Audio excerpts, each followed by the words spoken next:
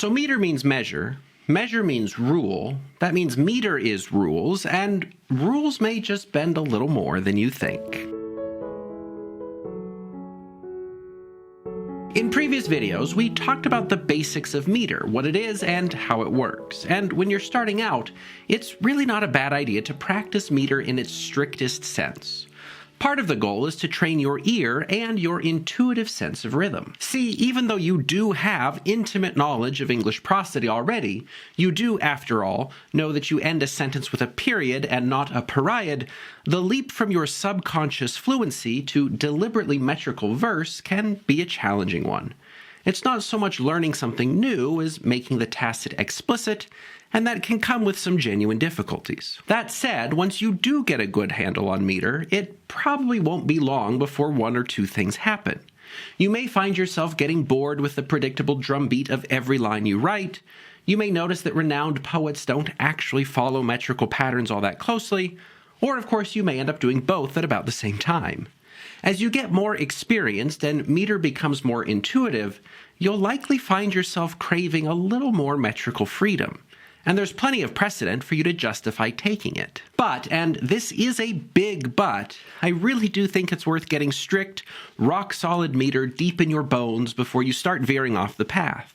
See, metrical poetry is out of fashion anyway. Nobody's going to bat an eye if all you do is write in free verse. So if you're going to go to the trouble to learn metrical verse, I'd say you might as well really learn it. Like if you were ever going to go to the trouble of wearing something as silly as a bow tie, maybe you ought to learn how to actually tie one, you know? That is, there's a difference between writing in a loose meter that you can't control and one that you modify deliberately to achieve an intentional effect. Of course, one is a lack of technique, which isn't a problem so much as it is an invitation to practice, and the other is a refined control of your craft, which is, if we're honest, probably still an invitation to keep practicing. So anyway, today I want to show you the major ways to vary your rhythm, but the larger principle is that much of good writing, and probably all good art, rests on the contrasting foundations of repetition and variation. Meter is repetition, and repetition sets expectations, provides a reassuring sense of consistency, and establishes a baseline for what the work in question is all about.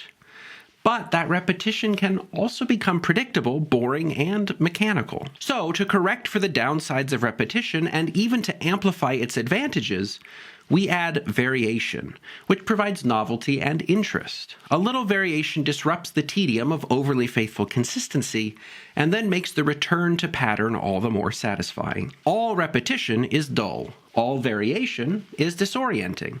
But balancing the two, now that's artistic. So with that grounding and why any of this is worth doing in the first place, let's talk about the four major ways that you can add some variety to your metrical verse. Since iambic meters tend to be the most common, the examples that I'll show you today will all be variations on iambic meter. Just know that they work the same way with any meter you choose, obviously though in relation to different meters. Whatever you do though, remember that a poem's meter is defined by what it does more often than not. If you're writing an iambic pentameter then, you may have some lines that violate that pattern, but more often than not, your poem will follow the pattern. Too much variation and your readers will lose that reliable iambic throughline, and they won't be able to detect a meter at all. But anyway, the first way that you can vary your meter is with substitution, and simply enough, that's just when you substitute one of the feet in your line with a different kind of foot. Replace an iamb with an anapest or with a spondee and see how that livens up your metronome monotony. Ooh, also, since it's National Poetry Month, that is April, I thought I'd treat us all to some lovely springtime examples. So, here goes. This writing show is awfully dull. Kaput's the only part that's good. Well, that's not what is this about? Okay, well,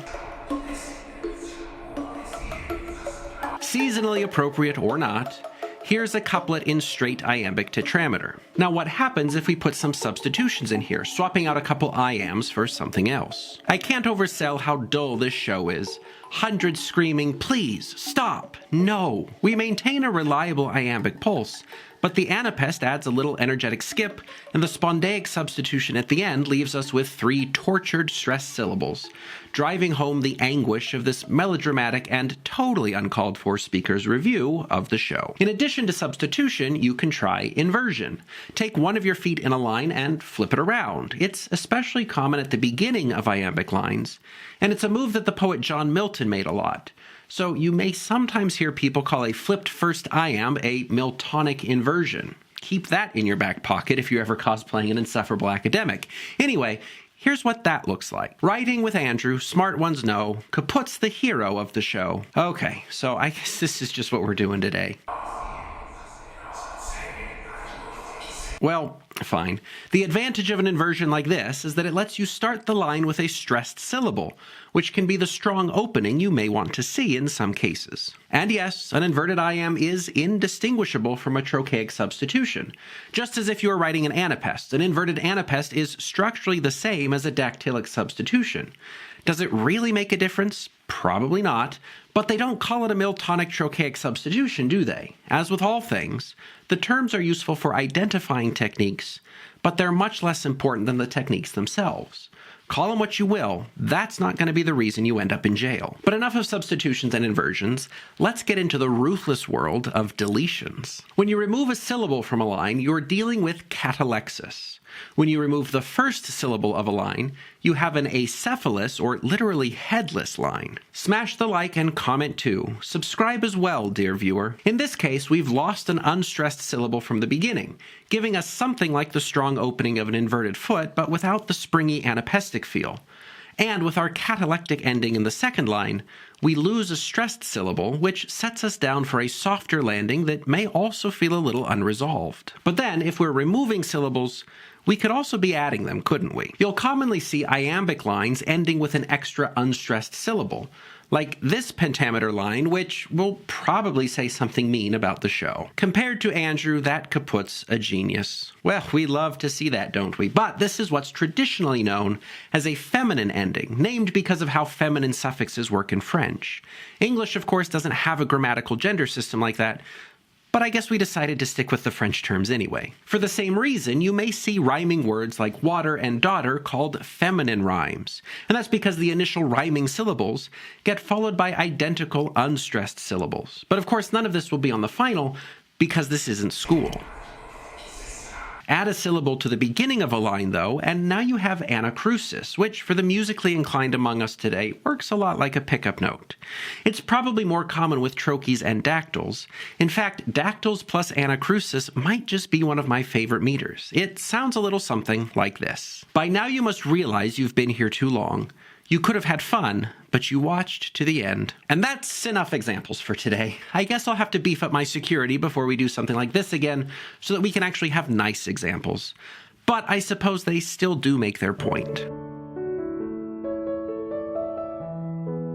So anyway, my friends, I suppose it is true that you could have, quote, done something fun instead of spending this time with me. Whatever opinions this alleged hacker may have, I am grateful that you stuck around. Though meter isn't nearly as fashionable as it once was, it can still be a lot of fun to work with, and it can be a great way to train that key principle of repetition and variation.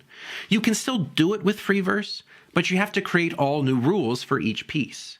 With meter, you at least have a framework to build on. However you do it, though, do it in a way that brings you joy, as long as ideally it's not at someone else's expense. Well, except maybe at the expense of academic philosophers. I'm kidding. Don't disparage people. Use your poetry powers for good, never for evil. The muses don't like evil poets, and writing with Andrew in no way endorses nefarious applications of poetic techniques. So make yourself an everyday hero, no matter the meter you're writing in. But that's probably more than enough for now. Thanks again for hanging out here with us. We'll see you next week for even more Poetry Month fun.